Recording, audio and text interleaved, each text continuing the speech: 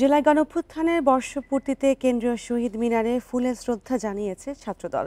সোমবার রাত 12টায় মোমবাতি প্রজ্বালনের মধ্য দিয়ে স্মরণ করা হয় জুলাই শহীদদের।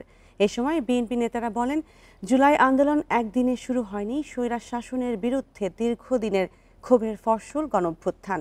তারা আরও বলেন, কিছু বিষয়ে রাজনৈতিক দলগুলোর মধ্যে মতভেদ থাকতে পারে, কিন্তু দেশের স্বার্থে সবাইকে ঐক্যবদ্ধ থাকতে হবে। বিএনপি ক্ষমতায় এলে জুলাই শহীদদের স্বপ্ন বাস্তবায়নের প্রতিশ্রুতি দেন নেতারা। মন্তব্য করেন, দেশকে অস্থিতিশীল করতে এখনো ষড়যন্ত্র করেছে স্বৈরাচারের দোসররা।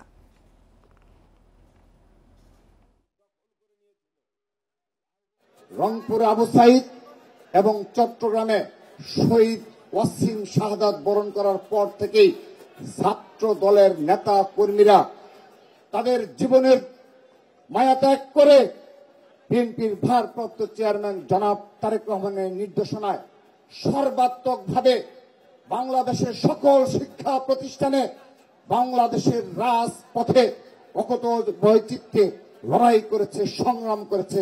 যে সমস্ত শহীদ জীবন দিয়েছেন সেই শহীদের স্বপ্ন বাস্তবায়ন করা এখন আমার দায়িত্ব। আমরা বারবার আমাদের স্বপ্নগুলো হেরে যাই, আমাদের স্বপ্নগুলো বারবার পরাজিত হয়। এবার যেন আমাদের স্বপ্নগুলো পরাজিত না হয়।